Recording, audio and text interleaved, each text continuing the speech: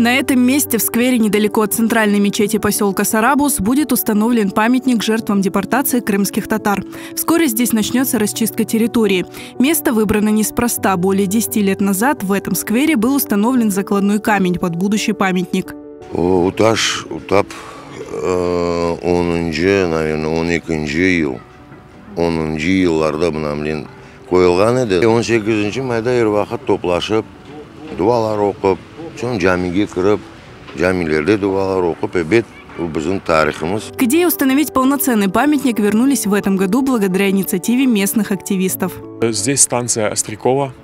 В то время она называлась Сарабус, узловая станция. Все те, кого депортировали с Западного Крыма, ждали на этой станции поезда на север. И вот на всех важных пунктах следования поездов по Крыму, это Сюрень, это элеваторная нынешняя, есть памятники, есть какие-то камни, а у нас здесь нет ничего. Проект будущего памятника уже готов. Его автором стал известный скульптор и художник Айдер Алиев. Памятник высотой около 3,5 метров будет изготовлен из ингерманского камня. Попросили, чтобы изображения человека не было. С одной стороны, это как бы сковывало вначале, а потом открыло такие возможности пластического маневра. Вот.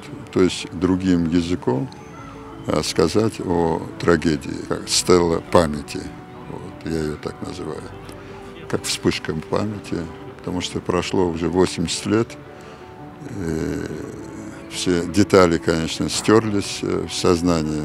Многих людей уже нет, но память, она остается. Инициативу установки памятника поддержали местные власти, которые возьмут на себя часть работ. И со стороны муниципалитета будет проведено благоустройство, ну и непосредственно активное участие в строительстве и установке этого монумента. Памятник в поселке Сарабус планируют открыть уже в мае этого года, к 80-летию со дня депортации крымских татар.